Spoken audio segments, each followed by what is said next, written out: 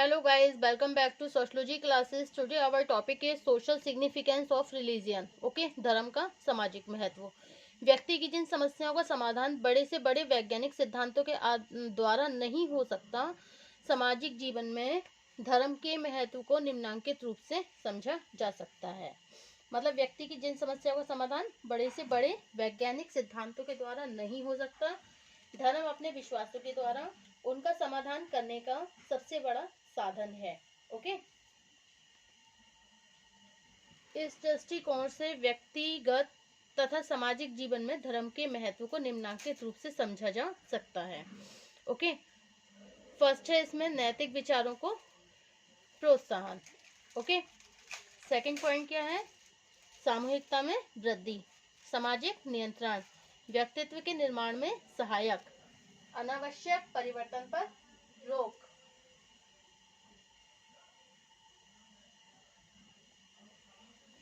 व्यक्तित्व के निर्माण में सहायक, सामाजिक एकीकरण में वृद्धि, स्वस्थ मनोरंजन का आधार, कर्तव्यों का बोध, भावनात्मक सुरक्षा का आधार, अनावश्यक परिवर्तन पर रोक। Okay, these are the all points of social significance of religion. Okay, तो नंबर 1 है सामाजिक नियंत्रण। सामाजिक नियंत्रण का शक्तिशाली साधन। ओके, मानव जीवन के संपूर्ण इतिहास में धर्म सामाजिक नियंत्रण का सबसे प्रभावपूर्ण साधन रहा है। यही कारण है कि प्रत्येक युग में शासकों और समाज सुधारकों ने समाज में नियंत्रण स्थापित करने के लिए धर्म का व्यापक रूप से उपयोग किया। ओके,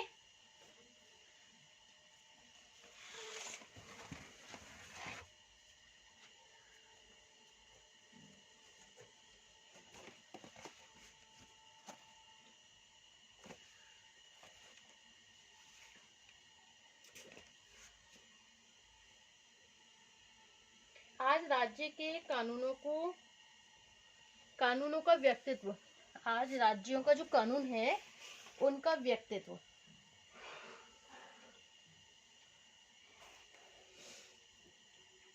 मतलब व्यक्ति को इतना डर नहीं होता जितना कि ईश्वरीय दंड का भय होता है। प्रत्येक स्थान पर यह भावना व्यक्ति को बुरे आचरण करने से रोकती है कि एक अलौकिक शक्ति प्रत्येक स्थान पर विद्यमान रहती है।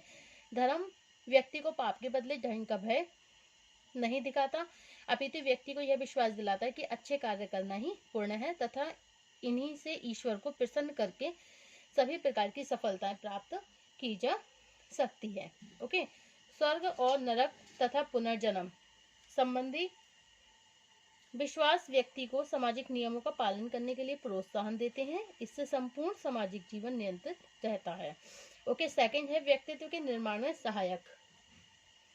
सामाजिक संगठन के लिए व्यक्तिगत जीवन का संगठित होना आवश्यक है। ओके,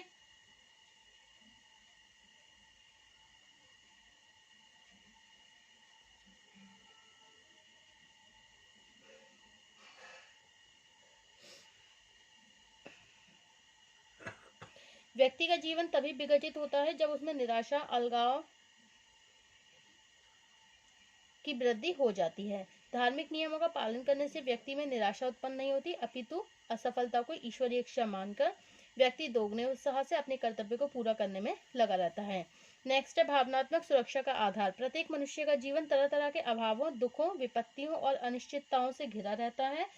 संसार के समृद्ध समाज भी अपने आप इन विपत्तियों से खुद को नहीं बचा सकते। ओके, धर्म एकमात्र ऐसी संस्था है जो अलौकिक विश्वासों के द्वारा प्रत्येक विपत्ति में व्यक्ति को ढांढस बनाती है तथा उसके भावनात्मक जीवन को संतुलित बनाए रखती है। नेक्स्ट है आपका सामूहिकता में वृद्धि। ओके, दुर्किम ने अपने अध्ययनों के द्वारा यह स्पष्ट किया कि धर्म का एक प्रमुख कार्य व्यक्तिवादिता को कम करके सामूहिक जीवन को प्रोत्साहन देना है। वास्तव में सामूहिक जीवन से हमारा सामाजिक जीवन संगठित बनता है। ओके, प्रत्येक धर्म अपने विभिन्न अनुष्ठानों तथा आयोजनों के द्वारा व्यक्ति को एक स्थान पर एकत्रित होकर प्रार्थनाएं करने तथा एक दूसरे को सहयोग देने की प्रेरणा देता है। अब नेक्स्ट है सामाजिक एकीकरण में वृद्धि। कौन सा है? सामाजिक एकीकरण में वृद्धि। ओके, तो अब हम सामाजिक एकीकरण के बारे में बताएंगे आपको। धर्म विभिन्न तनावों को कम करके एकीकरण की प्रक्रिया को प्रोत्साहन देता है। इस क्षेत्र में धर्म अपने मानने वाले सभी व्यक्तियों को व्यवहार की समान विधियों का प्रशिक्षण देकर उनके विचारों में समानता उत्पन्न करता है। ओके, धर्म सामाजिक मूल्यों के महत्व को भी स्पष्ट करता है। ओके, सामाजिक जो मूल्य होते हैं उनके महत्व को भी स्पष्ट करता है धर्म। इसके अलावा यह व्यक्तिगत स्वार्थों की जगह संपूर्ण कल्याण को महत्व देकर भी एकीकरण को बढ़ाता है। ओके, अब नेक्स्ट है कर्तव्यों का बोध। कौन सा है? कर्तव्यों का बोध। प्रत्येक समाज में कुछ व्यक्तिगत कर्तव्य इस तरह के होते हैं जो समूह कल्याण के लिए आवश्यक होते हैं। इन कर्तव्यों का संबंध इस बात से होता है कि विभिन्न परिस्थिति में व्यक्ति को किस तरह के व्यवहार करने चाहिए। ओके, अब नेक्स्ट है अनावश्यक परिवर्तनों पर रोक। सामाजिक परिवर्तन प्रत्येक समाज की प्रमुख आवश्यकता है। इसके बाद भी यदि परिवर्तन बहुत शीघ्रता से होने लगते हैं अथवा समाज में अनावश्यक परिवर्तन होने लगता है तो तरह तरह की समस्याएं उत्पन्न हो जाती हैं। धर्म अपने विश्वास और व्यवस्थाओं में कोई परिवर्तन करने की अनुमति नहीं देता। इसके द्वारा केवल उन्हीं परिवर्तनों की अनुमति दी जाती है जो सुधार के द्वारा रूढ़ियों कुरीतियों के प्रभाव को कम कर सके। ओके, फलस्वरूप समाज में अनावश्यक और अनुपयोगी परिवर्तनों पर नियंत्रण बना रहता है। ओके गाइस, अब नेक्स्ट है आपका स्वस्थ मनोरंजन का आधार। धर्म अपने विभिन्न कर्मकांडों, उत्सवों, त्योहारों और आयोजनों के द्वारा व्यक्तियों को स्वस्थ मनोरंजन प्रदान करता है।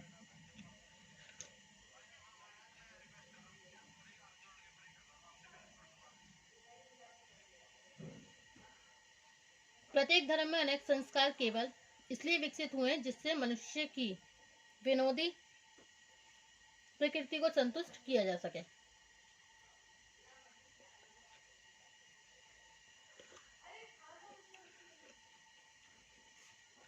धर्म द्वारा दिया जाने वाला मनोरंजन इसलिए भी स्वस्थ होता है कि वह मानव प्रसन्नता को बढ़ाने के साथ ही व्यक्ति का समाजीकरण भी करता है। ओके,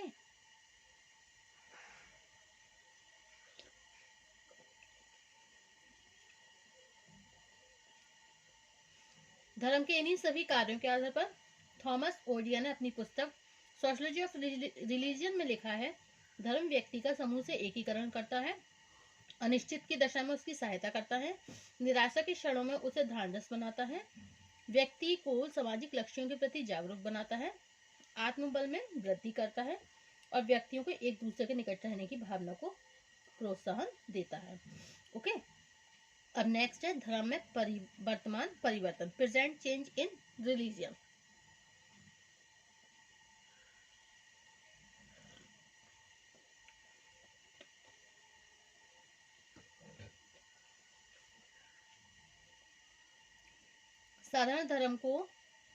साधारणतया धर्म को एक अपरिवर्तनशील विशेषता के रूप में देखा जाता है, किंतु वर्तमान युग में अनेक दशाओं के प्रभाव से धर्म की संरचना, धार्मिक विश्वासों तथा धार्मिक क्रियाओं में अनेक परिवर्तन हुए। परिवर्तन से संबंधित इन प्रवृत्तियों को संक्षेप में निम्नलिखित रूप से स्पष्ट किया जा सकता है। ओके, नंबर 1 है धार्मिक क्रियाओं का सरलीकरण।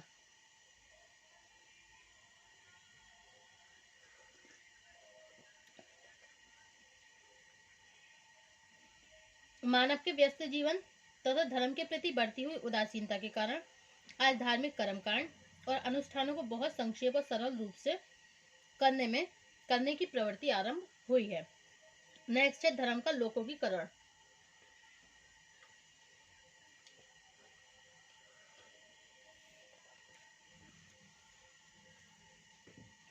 कुछ व्यक्ति लोकोकीकरण का तात्पर्य आधुनिकीकरण से समझते हैं, लेकिन डॉक्टर निवास का कथन है कि लोकोकीकरण वह प्रक्रिया है जिसके अंतर्गत हम पहले जिस चीज को धार्मिक और अलौकिक मानते हैं उसे अब हम सांसारिक संदर्भ में तर्क के द्वारा समझने का प्रयत्न करते हैं। नंबर 3 है धर्म में पश्चिम विशेषताओं का समावेश।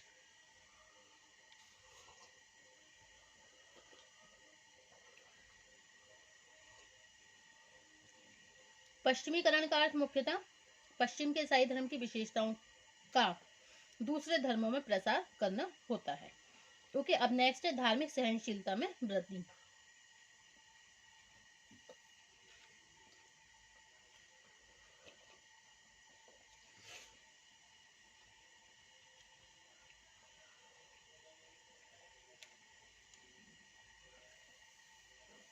वर्तमान में धार्मिक कट्टरवाद के स्थान पर दूसरे धर्मों के प्रति सहनशीलता की भावना का विकास हुआ।